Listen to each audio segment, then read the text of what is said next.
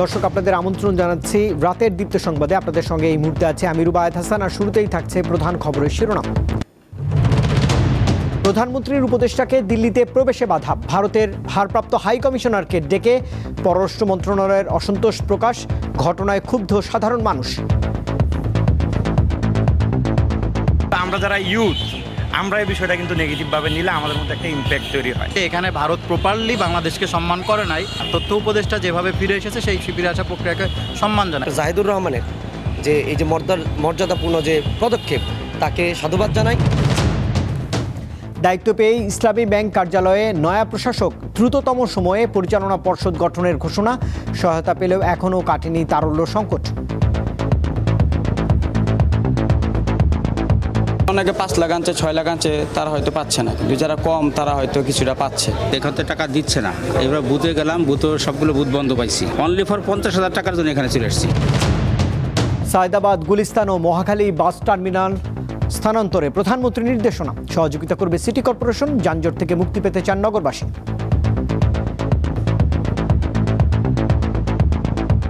আলহামদুলিল্লাহ, সরকারে যা উদ্যোগ নিছে, ভালো উদ্যোগ নিছে। এটা যে কোনো একটা সাইট নিয়ে গেলে বাস স্ট্যান্ডগুলো এগুলা জনগণের জন্য ভালো। ঢাকার বাইরে যদি এই বাসগুলো যদি টার্মিনাল থাকে তাহলে তো অবশ্যই ঢাকার একটা যানজট কমবে।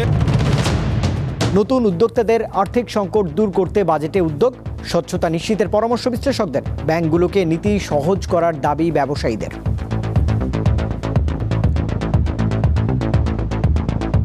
কিছু নোটেড জিনিস আছে যেগুলো এখানে শর্ত প্রযোজ্য, ছোট করে যেরকম লেখা থাকে ওই জিনিসগুলো আই থিঙ্ক আরও ক্লিয়ার আপ করা উচিত। যত এগুলো ক্লিয়ার থাকবে তত একটা উদ্যোক্তার কাছে জিনিসটা হ্যাসেল কম হবে।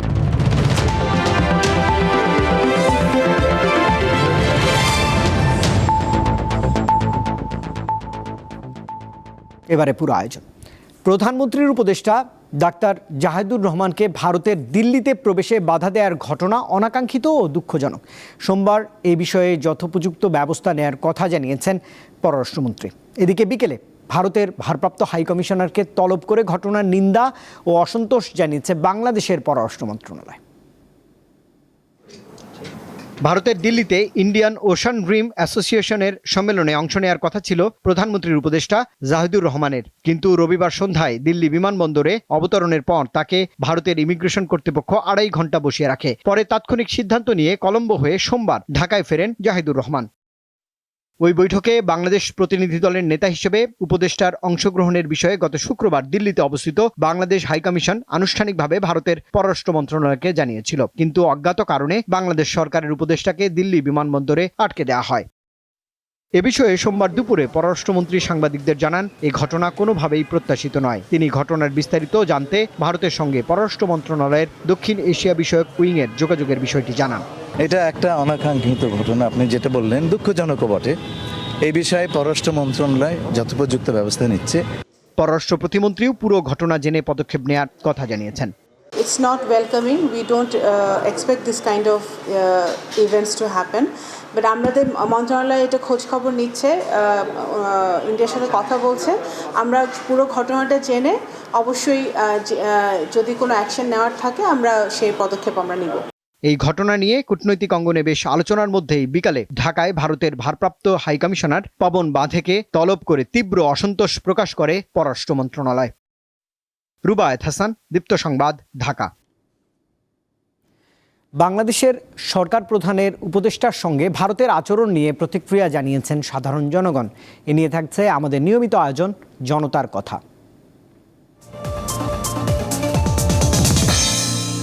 প্রধানমন্ত্রীর তথ্য উপদেষ্টার দিল্লি বিমানবন্দরের ইমিগ্রেশন কর্তৃপক্ষের অনাকাঙ্ক্ষিত ব্যবহারের ঘটনায় দেশে ফিরে আসা, এই বিষয়টিকে কিভাবে দেখছেন সাধারণ মানুষ? আজকের জনতার কথাই শুনবো তাদের কথা। উনি তো রিপ্রেজেন্ট করছে আমাদের বাংলাদেশকে অ্যাকচুয়ালি, তো ওনার আমাদের সরকারিভাবে যদি ওনার কোনো ভিজিট এখানে অ্যারেঞ্জ করা থাকে তো উনি তো আমাদের পিপলস রিপাবলিক আমাকে রিপ্রেজেন্ট করছে বাংলাদেশে।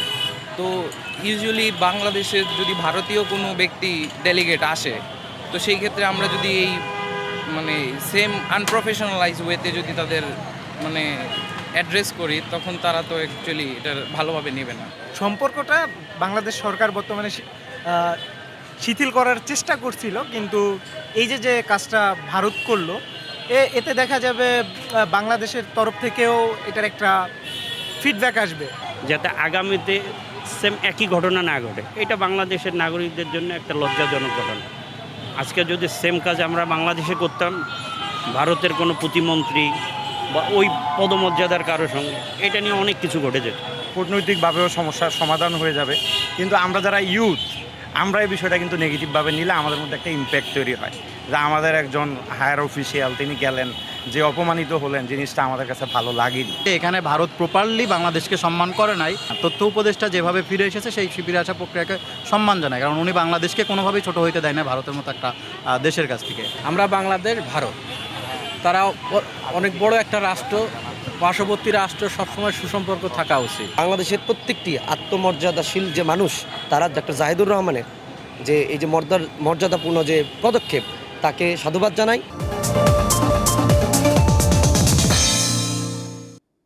প্রধানমন্ত্রীর উপদেষ্টাকে দিল্লিতে প্রবেশে বাধা দেওয়ার ঘটনায় জাতীয় সংসদে ৩০০ বিধিতে বিবৃতি দাবি করেছেন জামাত ইসলামীর সংসদ সদস্য সাইফুল আলম। সোমবার জাতীয় সংসদে পয়েন্ট অব অর্ডারে দাঁড়িয়ে তিনি এই দাবি করেছেন। বিরোধী দলীয় এই সংসদ সদস্য বলেন, এ ব্যাপারে সরকারের কি কূটনীতিক ব্যর্থতা রয়েছে এবং কি পদক্ষেপ নেওয়া হয়েছে তা দেশবাসীর জানার অধিকার রয়েছে।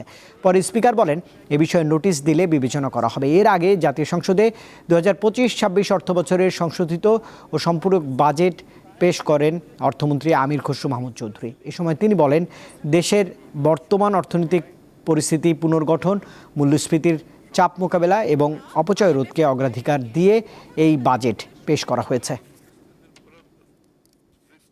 বৈশ্বিক পরিস্থিতির কারণে বিদ্যুৎ ও জ্বালানি ভর্তুকি সমন্বয় করতে হয়েছে এবং ফ্যামিলি কার্ড, কৃষক কার্ড, ইমাম, পুরোহিত, মুয়াজ্জিনদের জন্য সম্মানের মাধ্যমে মর্যাদাপূর্ণ সামাজিক সুরক্ষা কার্যক্রম সম্প্রসারণ করা হয়েছে। এসব কার্যক্রমের জন্য আমরা সম্পূরক বাজেটে ব্যয় এবং ঘাটতির কিছুটা সমন্বয় করেছি। আমরা যখন কোনো ভিন্ন দেশ থেকে ঋণ নেই, এডিবি, ওয়ার্ল্ড ব্যাংক বা IMF এর বাইরে গিয়ে, তখন দেখা যায় সেখানে সুদের হার অনেক বেশি থাকে এবং দ্রুত সময়ের মধ্যে সেটি পরিশোধেরও একটা চাপ থাকে। সো এই সামষ্টিক অর্থনৈতিক চাপের মধ্যে অর্থমন্ত্রী কি করে এই বাজেট বাস্তবায়ন করবেন এবং সম্পূরক বাজেটে যেই টাকা তিনি চেয়েছেন পরিচালন ব্যয়ের জন্য,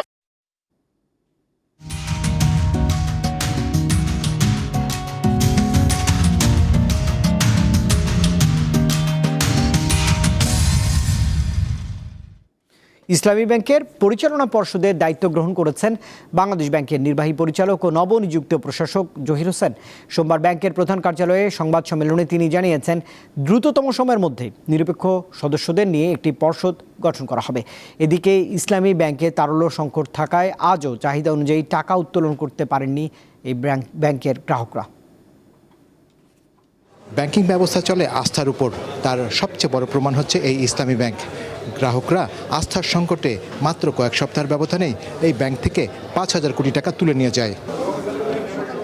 এই অবস্থায় বাংলাদেশ ব্যাংক গত রোববার ইসলামী ব্যাংকের পুরো পরিচালনা পর্ষদ ভেঙে দেয়। আমানতকারীদের স্বার্থ, ব্যাংকের স্থিতিশীলতা এবং ব্যাংক কোম্পানি আইন অনুযায়ী এই সিদ্ধান্ত নেওয়া হয়। এই আদেশের মাধ্যমে ব্যাংকটির চেয়ারম্যান খুরশিদ আলম সহ সকল পরিচালকের নিয়োগ বাতিল হয়ে যায়। এমন প্রেক্ষাপটে বোর্ডের যাবতীয় ক্ষমতা ও দায়িত্ব দেয়া হয়েছে বাংলাদেশ ব্যাংকের নির্বাহী পরিচালক জহির হোসেনকে। আস্থার সংকটে গ্রাহকরা ব্যাংকটি থেকে বিপুল পরিমাণ টাকা তুলে নেওয়ায় তীব্র তারল্য সংকট তৈরি হয়। পরিস্থিতি নিয়ন্ত্রণে আনতে গেল রোববার ইসলামী ব্যাংককে 2,500 কোটি টাকার জরুরি তারল্য সহায়তা দেয় বাংলাদেশ ব্যাংক। তারপরও সোমবার গ্রাহকরা কাঙ্ক্ষিত পরিমাণে অর্থ উত্তোলন করতে পারেননি। হয়তো অনেকে 5 লাখ আনছে, 6 লাখ আনছে, তারা হয়তো পাচ্ছে না, কিন্তু যারা কম তারা হয়তো কিছুটা পাচ্ছে। আমার শাখা হচ্ছে হলো রামপুরাতে, আমার এই শাখায় অ্যাকাউন্ট, তো এখান থেকে টাকা দিচ্ছে না।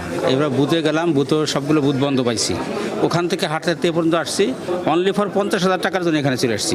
এদিকে দায়িত্ব বুঝে নিয়ে সোমবার ইসলামী ব্যাংকের প্রধান কার্যালয়ে সংবাদ সম্মেলনে নবনিযুক্ত প্রশাসক জানান, গ্রাহকদের আস্থা দ্রুত ফিরিয়ে আনতে সব ধরনের পদক্ষেপ নেওয়া হবে।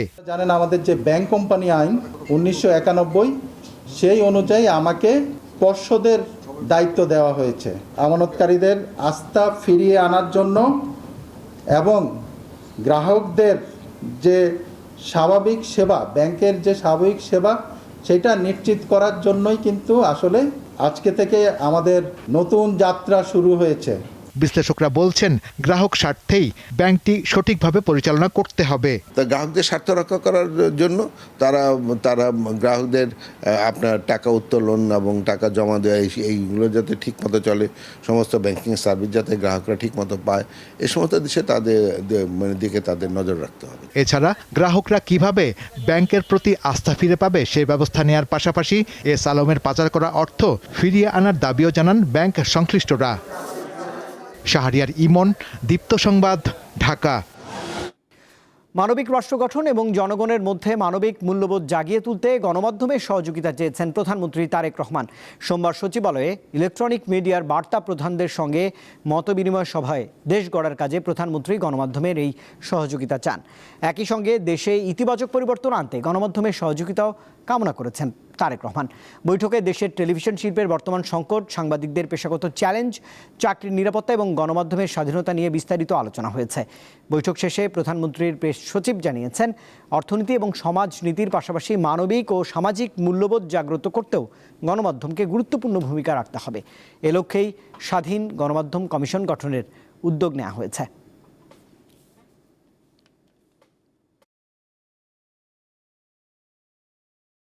আগামী 18ই জুন স্বাধীন গণমাধ্যম কমিশন গঠন করার ব্যাপারে একটা আলোচনা হবে।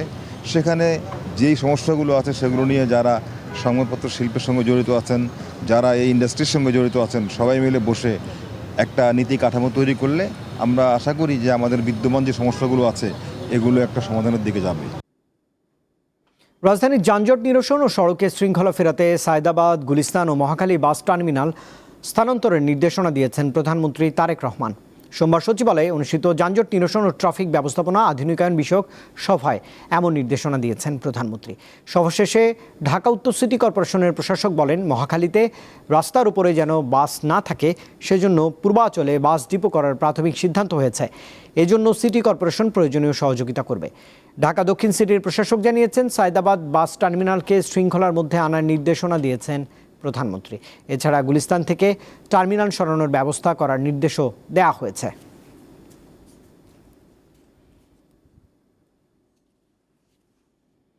রাজধানীর মহাখালী বাস টার্মিনাল ঘিরে রয়েছে নানা অব্যবস্থাপনার চিত্র। সহকর্মী জহিরুল মহসান জানাচ্ছেন বিস্তারিত। আমি রয়েছি ঢাকার অন্যতম ব্যস্ত মহাখালী বাস টার্মিনালে। এখানে প্রতিদিন হাজার হাজার যাত্রী নিয়ে গন্তব্যে পৌঁছায় অসংখ্য বাস। এই টার্মিনালকে কেন্দ্র করে এর আশেপাশে যে এলাকা রয়েছে সেখানে কিন্তু যানজট তৈরি হয়। নাবিস্কো থেকে শুরু করে এখানে পাশে রয়েছে গুলশান, বনানী এবং সেই সড়ক ধরে চলে গেছে বিমানবন্দর এবং উত্তরায়। মহাখালী বাস টার্মিনালের যেই পাশে বিভিন্ন অলিতে গলিতেও আমরা দেখেছি যে আন্তনগর যে বাস রয়েছে সেগুলো রাখা হয় এবং সেই বাসগুলো রাখার ফলে সেখানেও কিন্তু জনদুর্ভোগ তৈরি হয়, যানজট তৈরি হয়। এটা দীর্ঘদিনের সমস্যা হিসেবেই চিহ্নিত হয়ে আসছিল। প্রধানমন্ত্রী তারেক রহমান সিদ্ধান্ত জানিয়েছেন যে ঢাকার ভেতরে যেই 4টি আন্তনগর বাস টার্মিনাল রয়েছে সেটি শহরের বাইরে সরিয়ে নেওয়া হবে। এর মধ্যে অন্যতম কিন্তু মহাখালীর এই বাস টার্মিনাল। প্রাথমিকভাবে এই বাস টার্মিনালকে সরিয়ে নেওয়া হবে ঢাকার ঠিক কাছেই পূর্বাচলে এবং সেখানে অস্থায়ীভাবে এই বাস টার্মিনাল সেখানে সরিয়ে নেওয়া হবে। সেখান থেকে পরবর্তীতে টঙ্গীতে স্থায়ীভাবে এই টার্মিনালকে স্থানান্তর করা হবে বলে জানা গেছে। ঢাকার ভিতরে বর্তমানে টার্মিনাল অনেকগুলো এটা ঠিক আছে, কিন্তু ঢাকার যে জ্যামজটের কারণে আসলে এগুলো অনেক সমস্যা। যে কোনো একটা সাইড নিয়ে গেলে রাস্তার জ্যামজট থাকবো না। যাত্রীর একটু অসুবিধা হবে, হয়তো অনেকেই ঢাকার আশপাশ থেকে একটু ডিস্টেন্স হইলেও, কিন্তু তুলনামূলক তো ঢাকাবাসীর জন্য তো একটা উপকৃত হবে। বাস টার্মিনাল স্থানান্তরের পাশাপাশি যাত্রীদের জন্য সহজ যোগাযোগ ব্যবস্থা, পর্যাপ্ত গণপরিবহন নিশ্চিত করা গেলে ঢাকার যানজট কমানোর এই সিদ্ধান্ত গুরুত্বপূর্ণ ভূমিকা রাখবে বলে মনে করছেন সাধারণ জনগণ। জহিরুল মহসান, দীপ্ত সংবাদ, ঢাকা। আরব আমিরাতের দুবাইয়ে গ্রেপ্তার হওয়া পুলিশের সাবেক মহাপরিদর্শক বেনজির আহমেদকে দেশে ফেরানোর প্রক্রিয়া শুরু হয়েছে বলে জানিয়েছেন আন্তর্জাতিক অপরাধ ট্রাইব্যুনালের চিফ প্রসিকিউটর। সোমবার নিজের কার্যালয়ে সাংবাদিকদের এক প্রশ্নের জবাবে তিনি একথা জানিয়েছেন। আরও বলেছেন, বেনজির আহমেদ শুধু শাপলা চত্বরের মাস্টারমাইন্ড নন, তিনি একসময় সরকার চালাতেন। কোনো জায়গায় শেখ হাসিনার চেয়েও বেশি পরিচিতি ছিল তার। আগামী 1 মাসের মধ্যেই সংযুক্ত আরব আমিরাত সরকার বেনজিরকে বাংলাদেশে ফেরত দেবে বলে প্রত্যাশা করেছেন চিফ প্রসিকিউটর।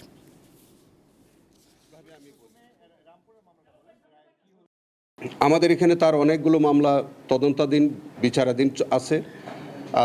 আমরা তাকে যদি বাংলাদেশে আনা হয়, আমাদের এই ট্রাইব্যুনালেও তাকে আনা হবে। যেগুলোতে বিচার চলছে সেখানে হাজির করা হবে, যেগুলো তদন্তাধীন আছে সেগুলোতেও তাকে রিমান্ডে নেওয়া হবে। তার বিচারের ব্যাপারে আমাদের ট্রাইব্যুনাল সর্বোচ্চ কঠোর হস্তে এই বিচারটি সম্পন্ন করা হবে। এবারে বাজেট প্রসঙ্গ।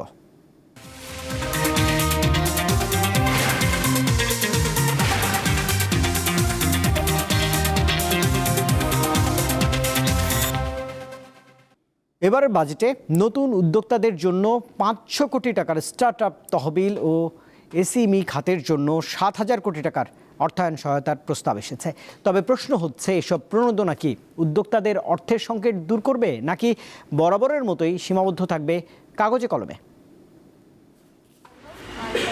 নতুন ব্যবসা শুরু করতে মূলধনের অভাব আর ব্যবসার পরিধি বাড়াতে সহজ শর্তে ঋণ না পাওয়া দেশের বেশিরভাগ স্টার্টআপ ও এসএমই উদ্যোক্তাদের অভিযোগ প্রায় একই। এসব চ্যালেঞ্জ মোকাবেলায় এবার বাজেটে স্টার্টআপ খাতের জন্য বিশেষ তহবিল, প্রযুক্তি নির্ভর উদ্যোক্তা তৈরি, কর সুবিধা এবং এসএমই উদ্যোক্তাদের জন্য বড় আকারের প্রণোদনা ও স্বল্প সুদের ঋণ সহায়তার প্রস্তাব করা হয়েছে। উদ্যোক্তারা বলছেন, সহজ শর্তে ঋণের কথা বলা হলেও ব্যাংকগুলোর কঠোর জামানত নীতির কারণে বাস্তবে ছোট উদ্যোক্তারা ঋণ পান না। প্রপার একটা গুড বাজেট এসে গেলে যখন আসলে আমার 10 লাখ 20 লাখ টাকার অ্যাকচুয়ালি নিড নেই, তখন লোনটা দেওয়া হয় 20 লাখ টাকা থেকে। এই যে কিছু কিছু নোটেড জিনিস আছে যেগুলো এখানে শর্ত প্রযোজ্য ছোট করে যেরকম লেখা থাকে, ওই জিনিসগুলো আই থিঙ্ক আরও ক্লিয়ার আপ করা উচিত। যত এগুলো ক্লিয়ার থাকবে তত একটা উদ্যোক্তার কাছে জিনিসটা হ্যাসেল কম হবে, তারা আগেই জানতে পারবে, অবশ্যই আগে 10 জায়গায় ঘুরবে না। অর্থায়নের অভাব ও নীতিগত জটিলতায় হাজারো তরুণ উদ্যোক্তা যখন টিকে থাকার চ্যালেঞ্জে পড়েন, তখন বাজেটে এমন ঘোষণা নিয়ে তাদের প্রত্যাশাও অনেক। সরকারিভাবেই আসা উচিত, যাতে স্টার্টআপ অ্যান্ড অলের পার্টগুলো গুছিয়ে ফান্ডিংগুলো স্মল মিডিয়াম এন্টারপ্রাইজের পার্টটা মানে এসএমই খাতের আগে থেকেই যাতে শুরু হয়। তাহলে আমাদের বাংলাদেশে অনেক সুন্দর সুন্দর আইডিয়া এবং অনেক সুন্দর সুন্দর উদ্যোগ আছে যেগুলো আসলে বিশ্বব্যাপী যাওয়ার মতন। আমি যদি জেনজির কথাই যদি শুধু বলি, তাদেরকে এই জেনারেশনটাকে বলেন না যে প্রপার ইউটিলাইজ করতে হবে, হাতছাড়া করা যাবে না, তাহলে কিন্তু তার দেশের বাইরে চলে যাবে। অর্থনীতিবিদরা বলছেন, প্রকৃত উদ্যোক্তাদের কাছে ঘোষিত তহবিল ও প্রণোদনা পৌঁছানো এবং ব্যবস্থাপনায় স্বচ্ছতা নিশ্চিত করাই সরকারের সবচেয়ে বড় চ্যালেঞ্জ। আমাদের ব্যাংকারদের মন মানসিকতার মধ্যে একটু পরিবর্তন আনতে হবে এবং তার জন্য সেন্ট্রাল ব্যাংকেরও একটা তদারকিও রাখতে হবে, তাই সেন্ট্রাল ব্যাংকে একটু চাপও দিতে হবে তাদের এই মন মানসিকতা পরিবর্তন করার ক্ষেত্রে। এসএমই এন্টারপ্রেনিয়রদেরকে আপনি ঘরে ডেকে নিয়ে আসবেন, বড়কে বলতে হবে যে we are meant for you, এবং আমাদের এই হচ্ছে আমাদের প্রোডাক্ট, এগুলো তোমার ফাইন্যান্সিয়াল প্ল্যানিংয়ের সাথে কীভাবে ফিট করে এটা চিন্তা ভাবনা করে তুমি তাদেরকে ফাইন্যান্স করবা। সুতরাং তারা তখন সেইভাবে নিজেদেরকে অ্যাডাপ্ট করে নেবে। কিন্তু আমরা তো সব জায়গায় কর্পোরেট ফাইন্যান্সিং অ্যাপ্রোচ ব্যবহার করি। বাজেটে ঘোষিত সুবিধা মাঠ পর্যায়ে উদ্যোক্তাদের হাতে পৌঁছানো গেলে কর্মসংস্থান ও বিনিয়োগে কাঙ্ক্ষিত গতি আসবে বলে মনে করেন বিশেষজ্ঞরা। শিউলি শবনম, দীপ্ত সংবাদ, ঢাকা। দর্শক, এই খবরের সঙ্গে শেষ করছি রাতের দীপ্ত সংবাদ। শেষ করার আগে প্রধান খবরের শিরোনাম থাকছে আরেকবার। প্রধানমন্ত্রীর উপদেষ্টাকে দিল্লিতে প্রবেশে বাধা, ভারতের ভারপ্রাপ্ত হাইকমিশনারকে ডেকে পররাষ্ট্র মন্ত্রণালয়ের অসন্তোষ প্রকাশ, ঘটনায় ক্ষুব্ধ সাধারণ মানুষ। আমরা যারা ইউথ, আমরা এই বিষয়টা কিন্তু নেগেটিভভাবে নিলে আমাদের মধ্যে একটা ইম্প্যাক্ট তৈরি হয়। এখানে ভারত প্রপারলি বাংলাদেশকে সম্মান করে নাই, তথ্য উপদেষ্টা যেভাবে ফিরে এসেছে সেই ফিরে আসা প্রক্রিয়াকে সম্মান জানায়। জাহিদুর রহমানের যে এই যে মর্যাদাপূর্ণ যে পদক্ষেপ, তাকে সাধুবাদ জানাই। দায়িত্ব পেয়ে ইসলামী ব্যাংক কার্যালয়ে নয়া প্রশাসক, দ্রুততম সময়ে পরিচালনা পর্ষদ গঠনের ঘোষণা, সহায়তা পেলেও এখনও কাটেনি তারল্য সংকট।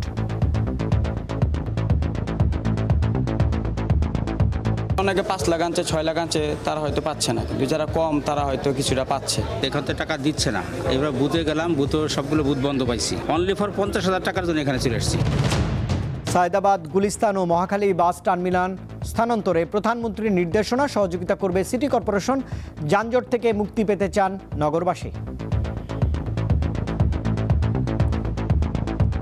আলহামদুলিল্লাহ, সরকারে যা উদ্যোগ নিছে, ভালো উদ্যোগ নিছে। এটা যে কোনো একটা সাইট নিয়ে গেলে বাস স্ট্যান্ডগুলো এগুলো জনগণের জন্য ভালো। ঢাকার বাইরে যদি এই বাসগুলো যদি টার্মিনাল থাকে তাহলে তো অবশ্যই ঢাকার একটা যানজট কমবে।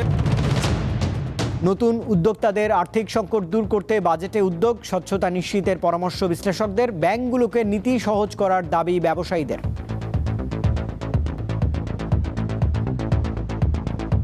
কিছু নোটেড জিনিস আছে যেগুলো এখানে শর্ত প্রযোজ্য, ছোট করে যেরকম লেখা থাকে ওই জিনিসগুলো আই থিঙ্ক আরও ক্লিয়ার আপ করা উচিত।